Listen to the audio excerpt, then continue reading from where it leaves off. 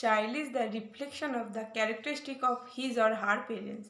অর্থাৎ সন্তানের মধ্যে তার বাবা মায়ের চরিত্রেরই প্রতিফলন দেখা যায়। হ্যাঁ, আপনি আপনার সন্তানের সামনে যেভাবে আচার-আচরণ করবেন, সেই ধরনের আচার-আচরণই কিন্তু আপনার সন্তানের মধ্যে বেড়ে উঠবে। আসলে বাচ্চারা বড়দের দেখেই শেখে। তাই বাচ্চারা তাদের সামনে বড়দেরকে যেভাবে আচার-আচরণ করতে দেখে, সেইগুলোই কিন্তু তাদের মধ্যে আস্তে আস্তে গড়ে ওঠে। অনেক সময় দেখা যায় যে হয়তো বাবা মার মধ্যে ভুল বোঝাবুঝি হয়েছে। এবার বাবা মা সেই জিনিসটা বাচ্চার সামনেই তাদের কথাবার্তার মধ্যে দেখা যাচ্ছে। অর্থাৎ হয়তো বাবা মার সঙ্গে একটু মিসবিহেভ করছেন বা মা বাবার সঙ্গে মিসবিহেভ করছেন। এটা যদি বাচ্চার সামনে হয় তাহলে বাচ্চার মধ্যে কিন্তু এটা একটা বিষয় তৈরি হয়ে যায় যে বাবার সঙ্গে এইভাবে কথা বলা যায় বা মায়ের সঙ্গে এইভাবে কিন্তু কথা বলা যায়।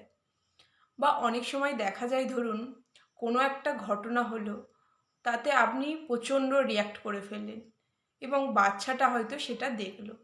সেই বাচ্চাটাও কিন্তু সেইভাবে কোনো ঘটনা ঘটলে সেইভাবেও রিঅ্যাক্ট করবে।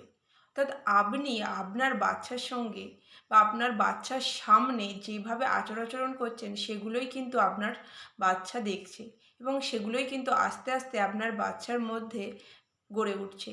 তাই আপনি আপনার বাচ্চার সঙ্গে কিভাবে ব্যবহার করছেন বা আপনি আপনার বাচ্চার সামনে অন্যদের সঙ্গে কিভাবে ব্যবহার করছেন, এই বিষয়টা নিয়ে খুবই সচেতন হতে হবে। হয়তো মনে হতে পারে আপনার কাছে বিষয়টি খুব ছোট, কিন্তু বাচ্চাদের ক্ষেত্রে এই জিনিসটা মোটেও কিন্তু নজর না দেওয়ার মতন বিষয় নয়। আপনাকে আপনার ব্যবহার এবং আচার-আচরণ সম্পর্কে সচেতন হতে হবে। যদি আপনি চান আপনার সন্তানের আচার-আচরণ সুন্দর হোক, তাহলে আপনাকেও কিন্তু আপনার আচার-আচরণের নিয়ন্ত্রণ আনতে হবে। তবেই কিন্তু আপনার সন্তান একটা সুন্দর মানুষ হয়ে উঠতে পারবে। তাই আপনি একটু নিজেকে বদলান, দেখবেন আপনার সন্তান অনেক সুন্দর একটা জীবন উপভোগ করতে চলেছে। নিজে বদলান, দেখবেন সন্তানের মধ্যে পরিবর্তন আসবেই।